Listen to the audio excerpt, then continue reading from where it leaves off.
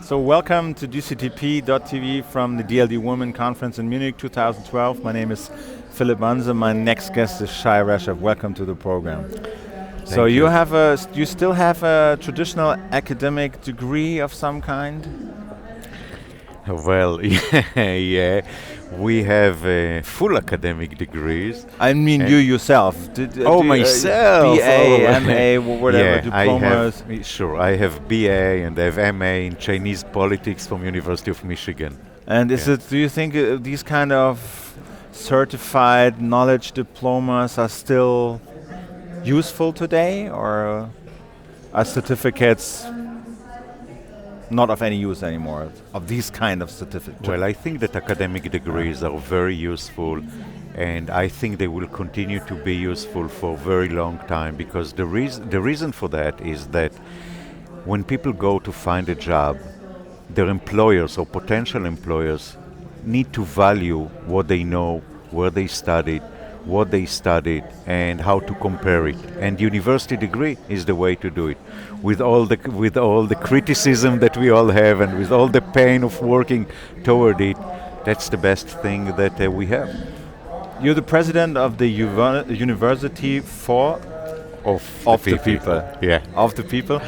And just briefly describe what is the University of the People. University of the People is the first ever non-profit, tuition-free online university. We open the gates to higher education for everyone. The idea is to enable people who graduate high school and cannot afford going to university to do so tuition-free. And people all over the world might not be able to attend higher education, even though they graduate high school, for various reasons. It might be financials. Universities are expensive worldwide. In many places, there aren't enough universities. People take a placement exam. Either they get in or they left out. If they left out, it doesn't mean that they cannot study. It means that there is no room for them. There are cultural reasons. There are personal reasons. And for all these people, the internet was invented, I believe, to bring the education to them. So we use the internet to deliver higher education. We only use open source technology, open educational resources, and volunteers. So it's all on the web. You have no building anywhere like people have to go to. All the courses are all on the web. It's all on the web. We have started 3 years ago. We have accepted so far 1,500 students, and they are coming from 132 countries all over the world. And what kind of subjects do you offer? What kind of courses? That's a good question. We teach right now, we offer business administration and computer science. And the reason for that is that students coming to us because they want to have a better chance for their future. And these two degrees are the most likely to help them find a job. So that's why we offer it. And how many, students you said, where are your teachers and your professors come from? Well, we have, for this 1,500 students, we have 2,900 volunteering professors. So all of our professors are volunteers. We have almost 2 professors for each student. Obviously, we don't use them all, but they are coming from the best universities. Our President's Council consists of the Vice Chancellor of Oxford, of the President of NYU, of the Rector of the Academy of Paris. So all the professors are coming from the best universities from all over the world, mainly from the US, but also from Europe. Suppose I have a high school, I have finished high school in, I don't know, Kenya or Zimbabwe or whatever, and I want to attend the university. I have to pay a small admission fee, right? Right. You have 10 to 50 euros or dollars or something? Dollars, if you have it. If not, according to depending on the GDP of the country of your residence, $10 to $50. If you don't have it, we waive it. And starting now in September, when students take an exam by the end of the course, we come to them and tell them that an exam costs $100 $100. We expect them to pay it if they have it. If they don't have it, we create for them a micro-scholarship portal. They go online, explain their situation, and ask for our supporters to help them pay for it. And we just announced here at the DLD the creation of Women Scholarship, University of the People, a Women's Scholarship Fund where they can women can come and get help. So we have a lot of help for our students who cannot afford. And then, so I assume I get the money either from donors or I have it myself. Do you accept anyone? Do you take anyone, or do you have to pass an exam or something like that? Everyone who has high school diploma and know English good enough to study with us can be accepted. Okay. Our mission is to open the gates to everyone. Saying that, we have another mission to make sure that everyone that graduates with us has the qualifications. So we open the gates to everyone. However, we make sure that those who stay all the way with us are only the qualified ones. So, and then how does it look like when I study online? I get the material, I read it online, I discuss it in chats, in news groups, or how do I do it? Yes, okay. And how do you make sure, if there's an exam, how do you make sure that it's me who's writing this exam online? It's two different questions. First of all, let me describe the class. The class consists of 20 to 25 students from 25 different countries. By the way, a degree is about 40 courses. 40 times every time you go to the class, you meet 25 new students from 25 new countries. By the time you graduate, you met people from all over the world in our virtual classroom. A course is 10 weeks long, divided by weeks. Each week you read the material, you have homework, and you have a discussion question where you discuss the topic of the week with your peers under the supervision of our instructor. By the end of each week, you have a quiz and you hand in your homework. By the end of the course, you take an exam.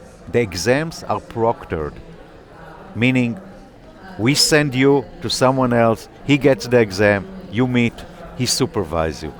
So we actually make sure that we know whom you are, that, we check the integrity of our students and want to make sure that... So, in the end, what do I get? I mean... A degree. A degree of what? A BS in computer science. Bachelor of Science, either in computer science or in business administration. It's a degree program, and it's very similar to any American program. It's 4 years, about 40 courses, very similar to other institutions. There's a whole movement of opening up education, higher education. There's Coursera, where very elite US universities offer courses. There's Udacity, there's peer-to-peer university where everyone can teach and take part. Right. So those are only 3 examples. How does your program, your university, differ from those? Well, I'll start with what makes us the same. We are very similar in a way that both of us are working toward opening the gates, having the free information spread to everyone. The difference, though, is that we are a university. We are a degree program. It's not only one course that you take and to study material. It's not a certificate that you might get or might not get. In our case, you need to apply, you need to be accepted, and you end up with a degree, not with a certificate or only. So if you want the knowledge of a specific field, these courses are great. We might use them themselves for our students, but they are not a degree programs. And we think that what we offer is a full degree program. That's what our students want. It's a different offering. And all these programs you mentioned, you have very well-known scientists, other universities open up. You can download lectures from Nobel Prize winners in places you hardly have internet, or you hardly have a newspaper. What does this mean for the traditional university, for the brick and mortar university, where you have to go to, you listen to lectures, you have to attend certain meetings, etc., etc.? The world is changing, no doubt. but I think that the major change is not toward the existing universities, but mainly toward those who cannot attend traditional universities, and I'll explain. UNESCO came up with a declaration, with a statement that 98 million people would not have seats in the university. So you look at 2025 and the number of universities that we have now and the rate of opening new universities, and they made and the growth of the population in the world, and they predicted almost 100 million people will not have seats. I think that the new offering, and especially us, are geared toward these people. Now, I don't think that anyone who can go to Harvard will ever think about going to our institution. So I think that there is room for everyone, for people who want to study in traditional universities, new universities, better universities that are less good. So there is room for everyone. It is true that everyone will have to adjust itself to the new world, because even traditional universities are now moving partially online, and they are going to be more and more online, and there'll be hybrid. So it's a new development, but there is room because the demand is so huge. There is need for everyone. The thing is that those that will not adapt to what the new world has to offer and what the new generation of students want, probably will not be there. But I think that there is room for everyone. And I hope that they will not disappear. Shai, thank you very much for your time. Thank Thanks you for very coming. much for inviting me. Thanks. Very It was a interesting. pleasure.